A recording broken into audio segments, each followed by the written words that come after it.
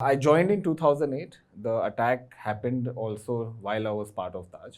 So from my 4 years working in Taj, I've just taken one sick leave because 25th November was one of my very dear friend's birthday, and the party got really interesting. So I happened to reach home late. And the next morning, I called my boss and asked that, can I take my day off? I remember in 2011 when Zomato launched, they used to run these banners and ads. Told my dad that, there's this banner, I think we should do it to promote our restaurant, and the cost of it is 5,000 rupees a month. I remember for 3 months I had to fight for that 5,000. And now our average spend, what we do is north of 1 crore yearly. 2011 is when Burma opened up to the world, the sanctions were lifted. And that is when I was planning to visit Burma. And I just told my chef, my friend Ansab, that, I'm planning to go to this country. And he had never been abroad, outside India. And Burma is not typically the first place that because there are still restricted and unrestricted zones, and you don't know which zones are those. If you happen to go in the restricted zones, you are shot at sight.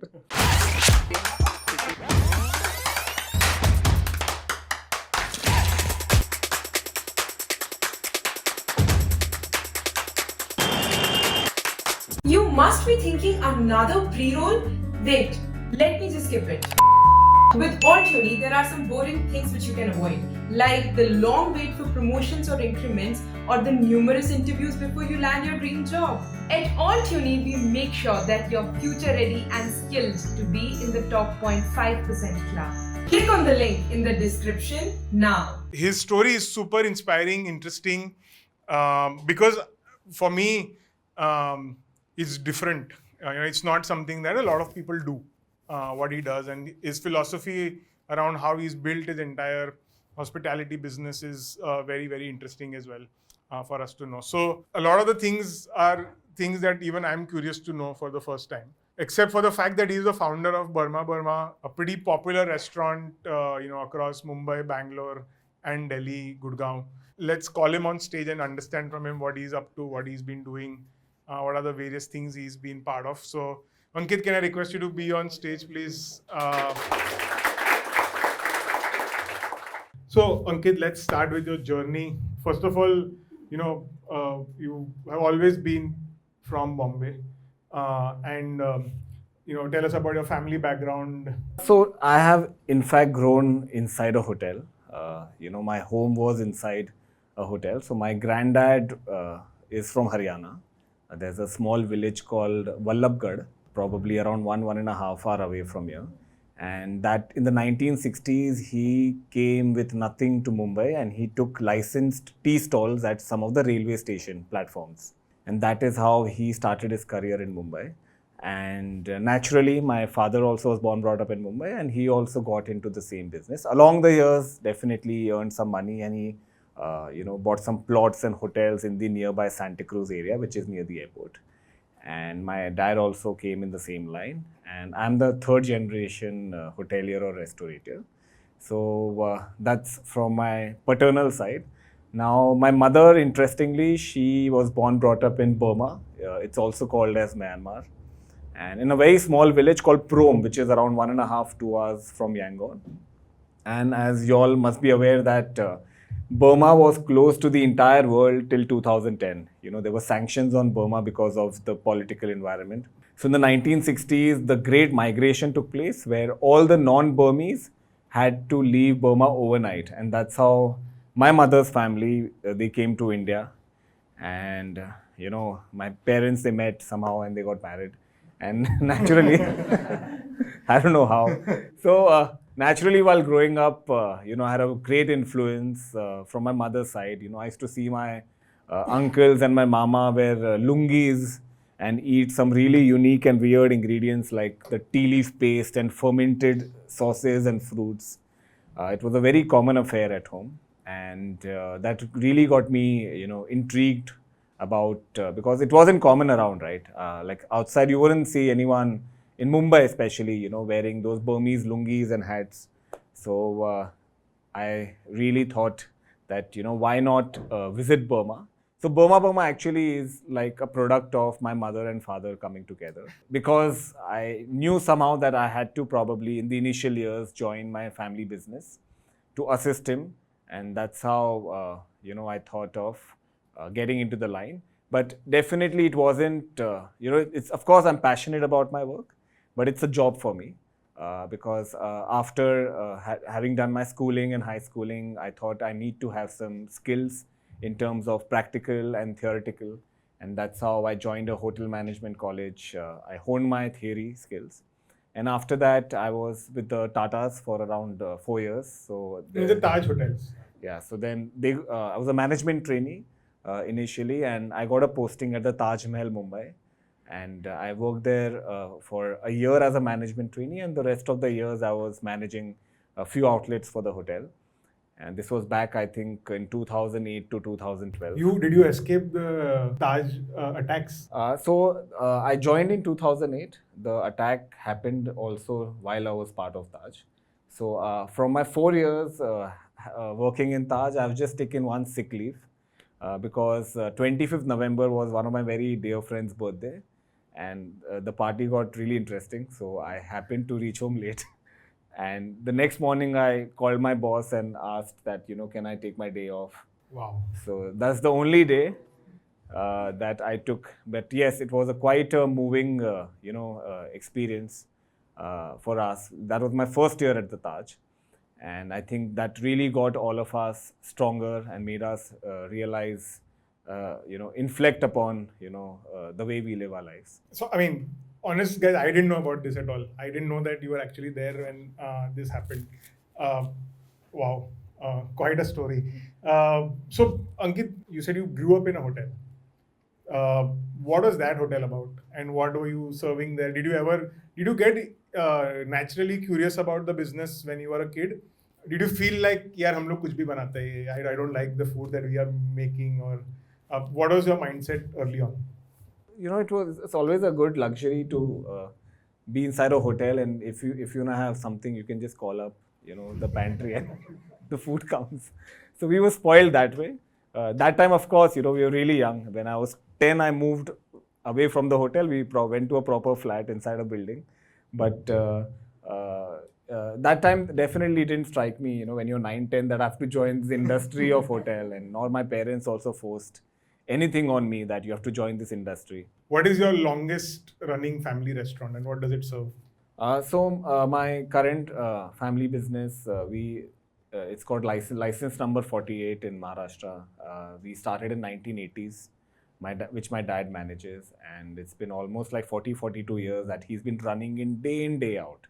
So when people talk about, being monotonous in a job, but I say that, for how many years will you keep learning new skill set? A point comes in life where, you need the sense of fulfillment of what you're actually doing. And on the side, definitely hone your skills. So that's what I've seen my dad and my family, my granddad doing it for year on year. And that's how I've seen in Taj as well. My colleagues and team members, they're doing the same thing for the last 30 years. Like a steward or a trainee steward or a manager in Taj, I've seen them doing the same thing, having the same position for 25, 30 years, and they are really enjoying it. So that's something which, being stable, stability is something which I took inspiration from them. But did your dad have targets? कि अभी मुझे turnover इतना बढ़ाना है, or I want to start new restaurants? Because I think the one that you have right now in Santa Cruz is still going on for Right. 40 years. Right. So was your dad not ambitious, and did you push him? Why are you not starting new? No, it was the other way around. So when I left Taj, I had targets, but there was a resistance from his end that no, what we are doing, is the right way, and what you probably learnt in Taj, it doesn't account for anything in the real world and all of that. So what was the real world? Tumhara restaurant, your dad's restaurant serves what? It's a multi-cuisine restaurant. We serve non-veg also. We serve alcohol also. Everything what Burma Burma doesn't serve, we serve that. But it's something which, it's difficult for them to see, slight changes in the current organizations by the way they've run it. So it was, challenging time to again and again convince them, even for an ad to Zomato, because I remember in 2011 when Zomato launched, they used to run these banners and ads. Told my dad that, there's this banner, I think we should do it to promote our restaurant, and the cost of it is 5,000 rupees a month. I remember for 3 months I had to fight for that 5,000. And now our average spend, what we do is north of 1 crore yearly. So that's how, but that's again the beauty of learning, keeping the old traditional values as well. And, seeing, adapting with the ever growing changing times, how to club them together in a nice way. So that's, I think, a full credit goes to my dad to, make me learn the hard way as well and the traditional way. So, did you spend any time working with your dad in the restaurant? Yes. So after I was done with Taj, in Taj I learned how to manage a restaurant. After that, to be an entrepreneur or in the restaurant or hotel line, there's not only restricts to managing a restaurant. You need to know how to build also a restaurant from ground up. So then I joined my friend's business in the construction line for 8 months before I joined my family business. Just to learn how a building is made from ground up, how do you deal with the projects team, because there are minimum 35 agencies that we have to deal with to make a restaurant.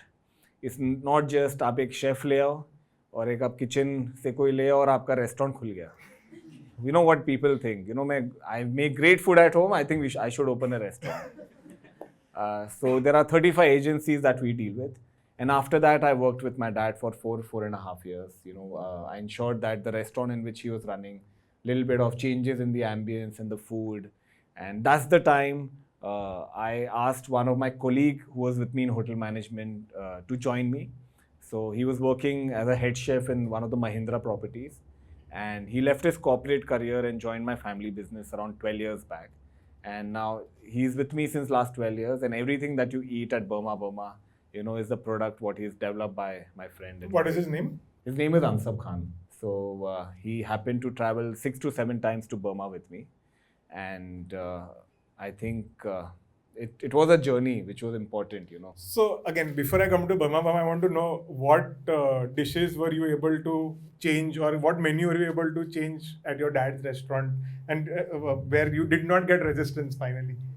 I mean, in terms of spending, there was always resistance. And one has to know that, you need to spend in certain areas to see a product or to have an outreach.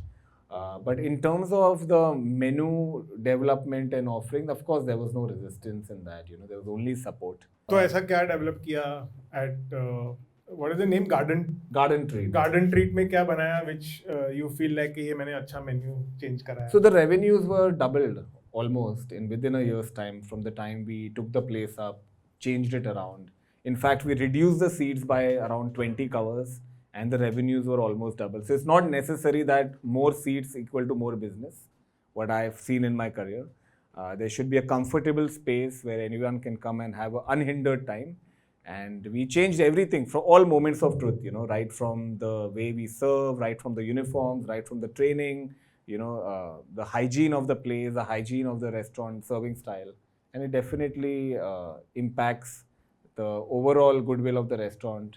So, do you consider yourself an artist or you consider yourself a businessman? Because when I asked you, you immediately pointed towards the fact that, revenues doubled and, you had a business impact immediately. But does the menu excite you or is it something that you leave to your co-founder to worry about?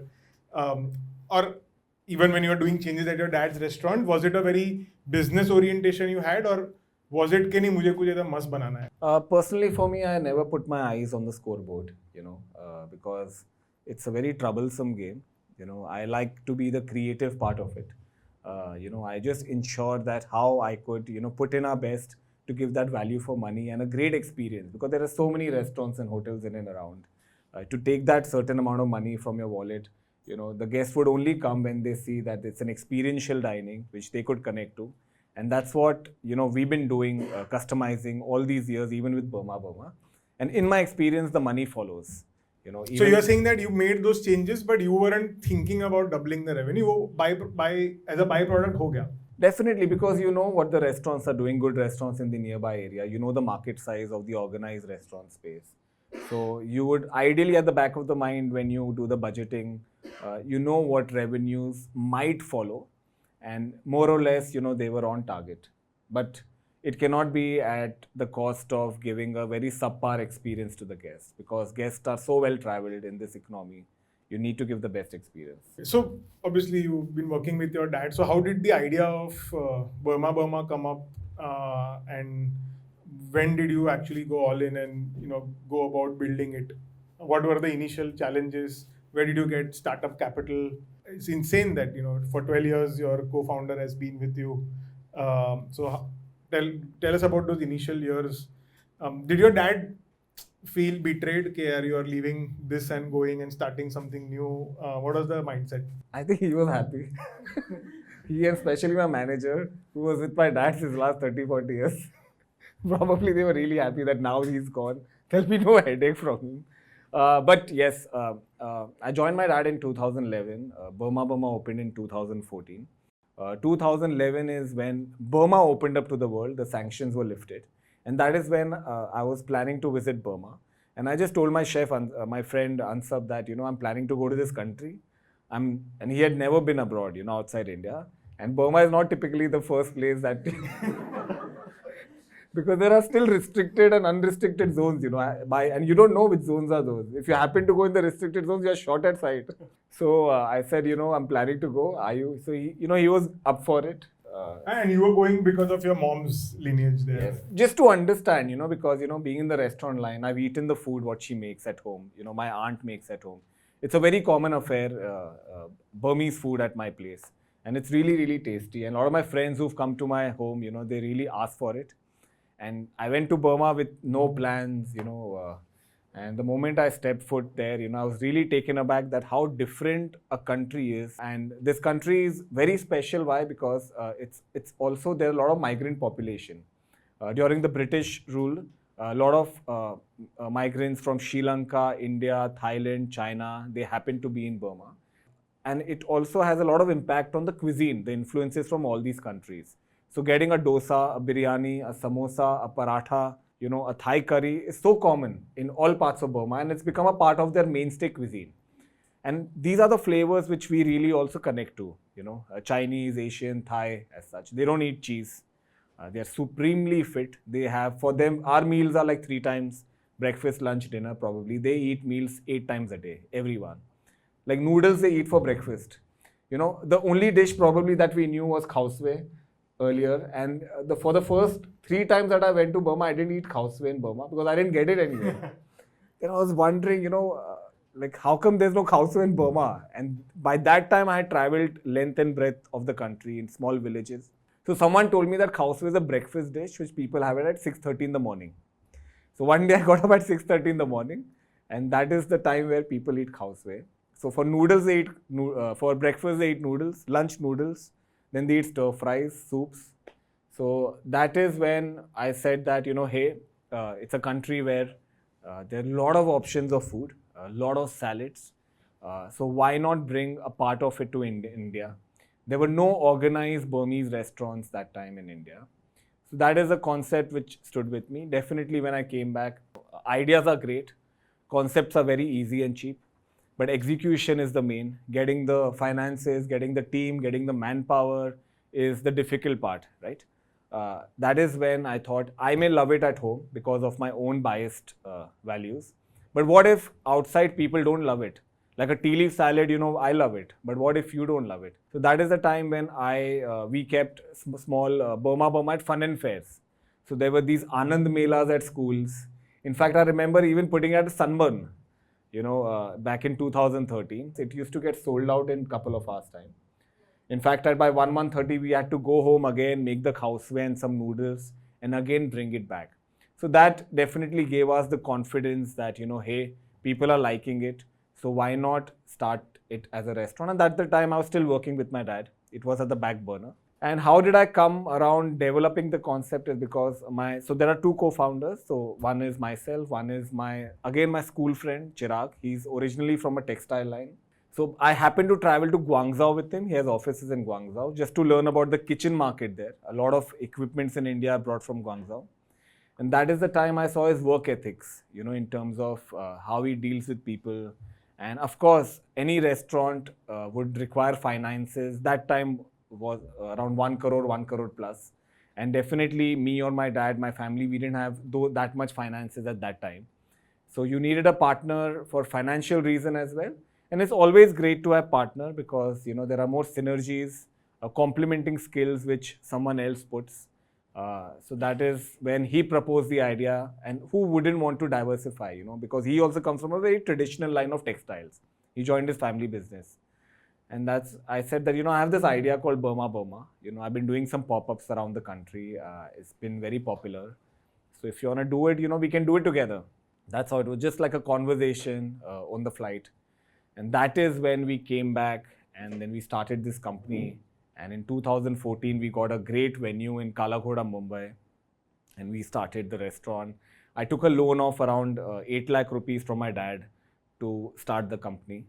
And that is how the seed of Burma Burma was planted in Mumbai. The day we opened, it was packed. And after how did that happen? It's a new cuisine, new place, new restaurant.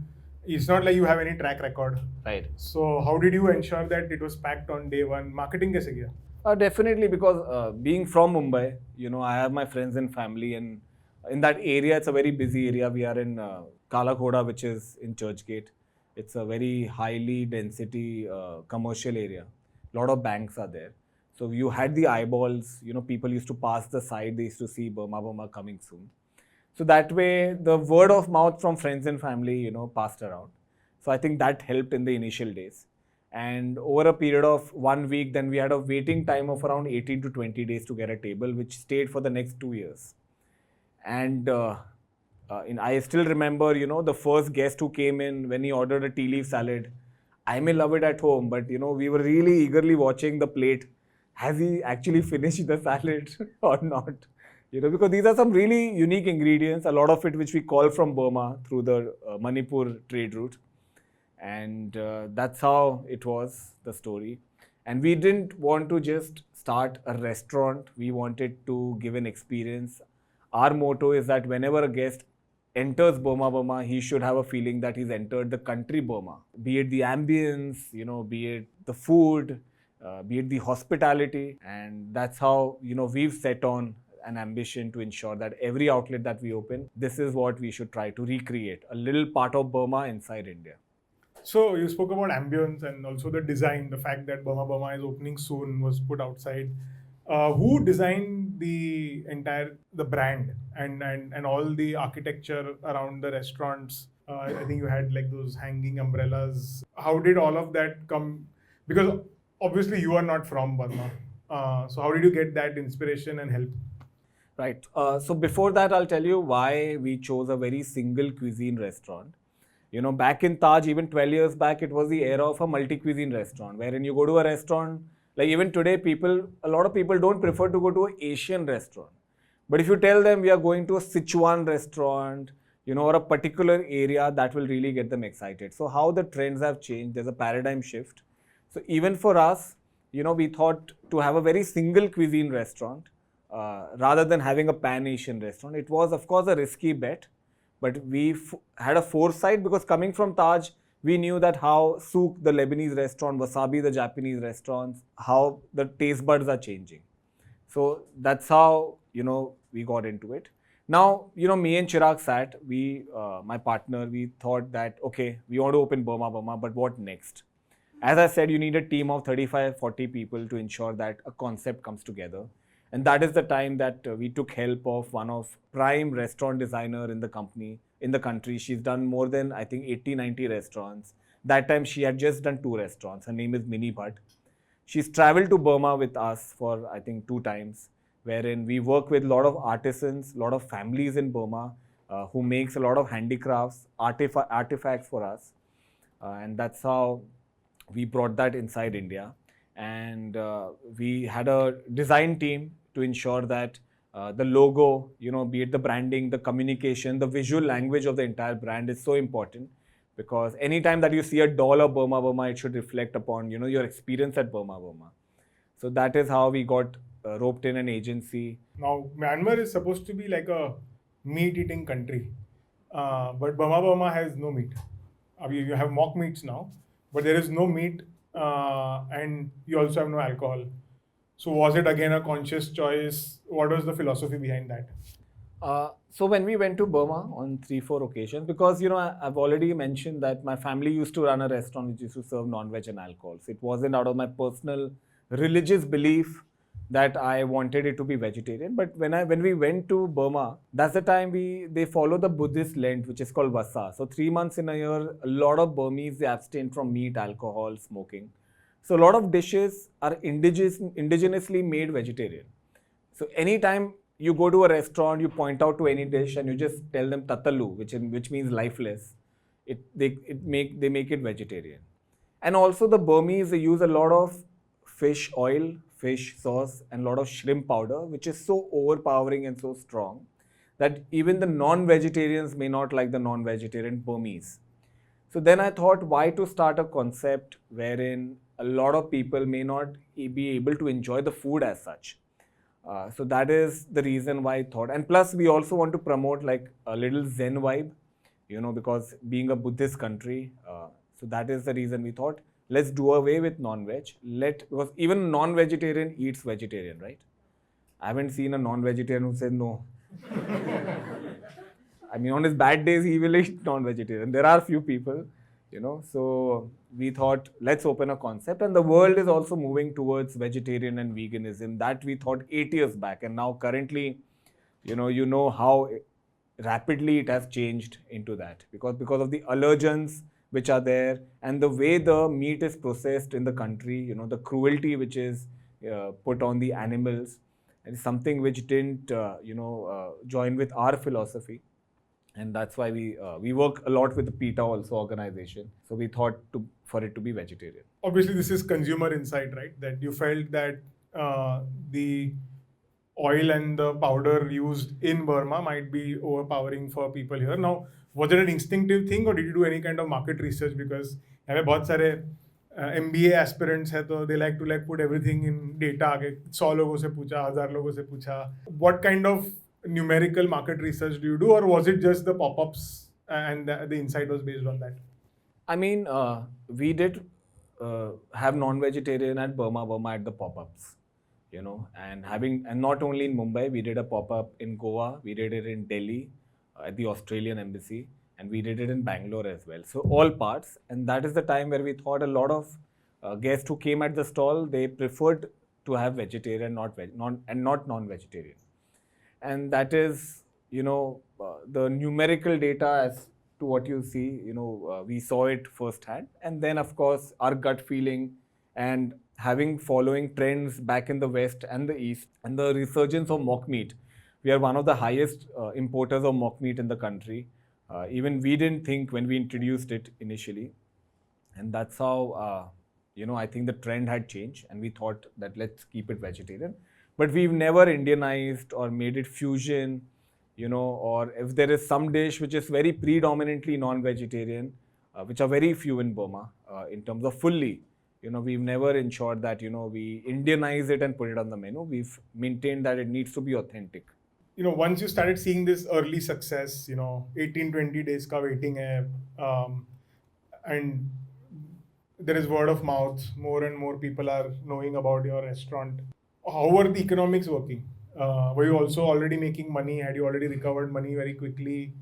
And then how did the ambition, when did you really think that, okay, I want to now start the restaurant in another city as well? So tell us how that journey went ahead. So definitely, you need, when there's a 18-20 day waiting for a new concept, that is the time where you have to really fix things in your current. You can't just be complacent and be, just happy about how there's waiting period, because internally you have to ensure that, every dot is joined and that the experience, there are no teething problems. So first 6 months went in fixing the teething problem. So my question, Ankit, is कि इसमें यार अगर 18-20 दिन का waiting है, तो actually you are leaving money on the table, right? लोग आना चाहते हैं, खाने के लिए पैसा देने को तैयार है, but तुम ना बोल रहे हो because तुम्हारे पास capacity नहीं है.